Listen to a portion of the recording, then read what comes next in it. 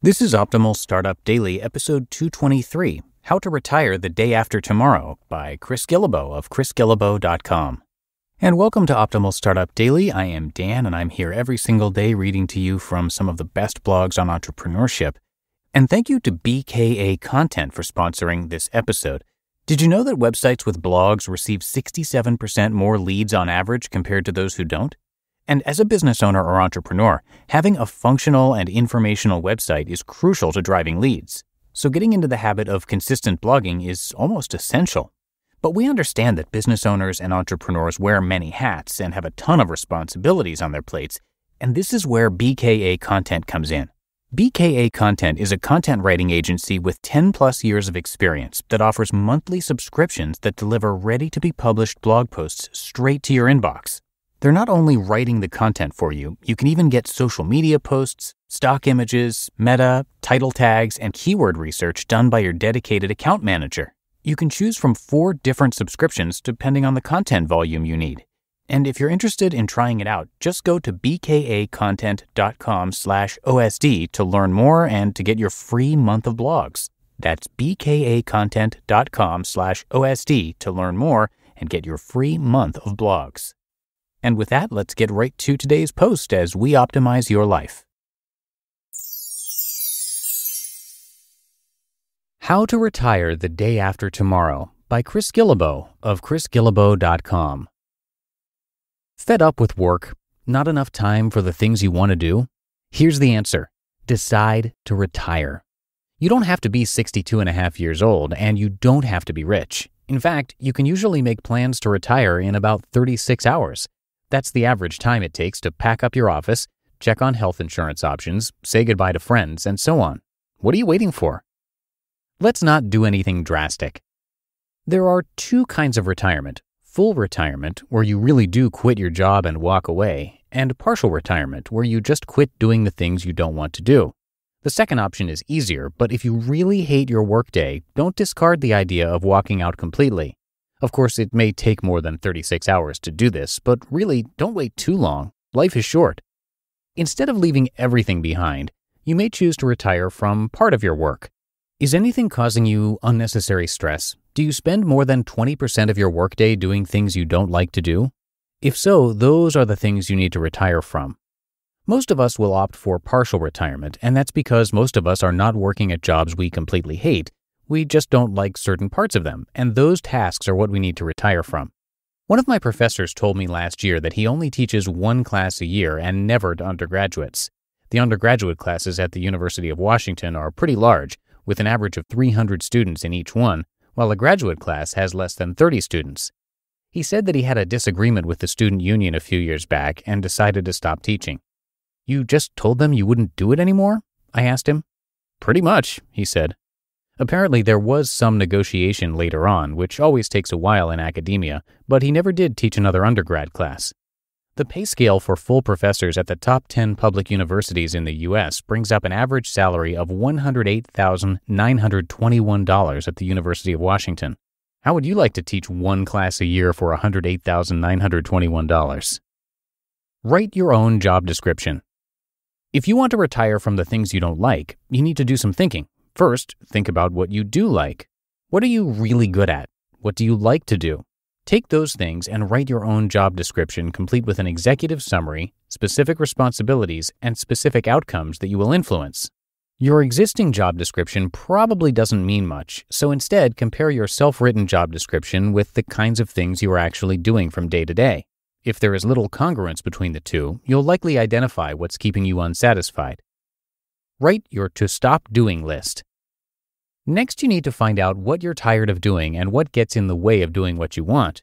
The best way to identify these obstacles is to make a to stop doing list. This is better than a to-do list because it helps you see what's bringing you down. Your to stop doing list is exactly what it sounds like, a list of things you simply don't want to do anymore. Think about the tasks that drain your energy without contributing to anything worthwhile. There will always be tasks that drain your energy for outcomes you believe in. It takes a lot of energy to be a social worker, for example.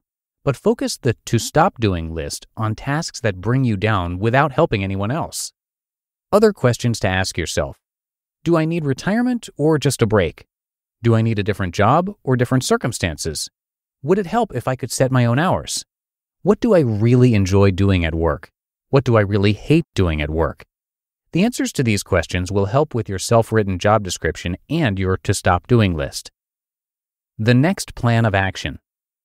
Once you have a good understanding of what you need to be partially retired, the next step is to create a plan of action to put it into place. This is usually composed of several different steps.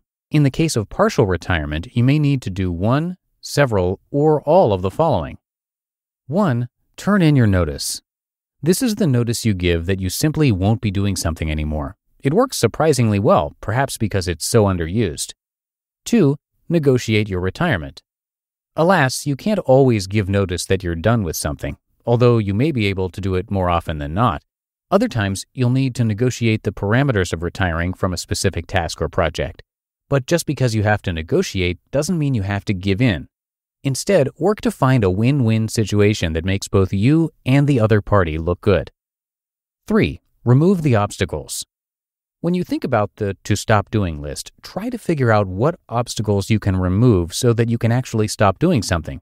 For example, does your voicemail message promise callers that you'll always call them back? If so, do you always do that?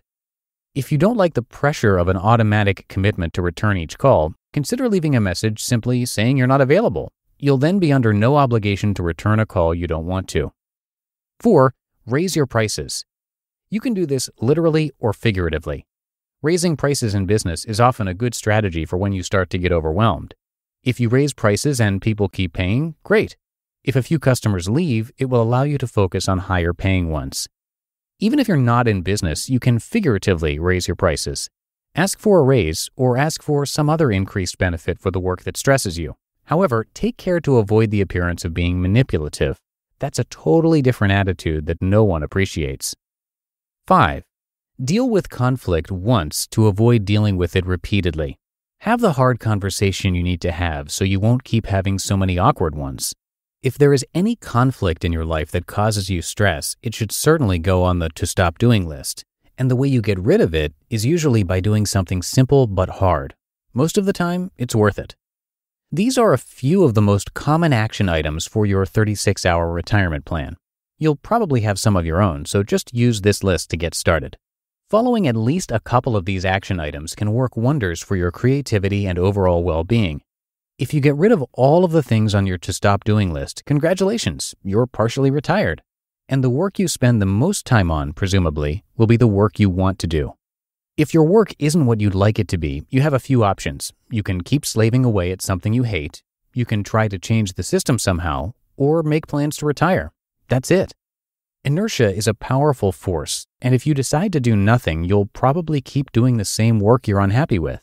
Are you okay with that? On the other hand, you can plan to retire or plan to make some changes. The changes may not be easy, but in the long run, you know how the rest of the story goes.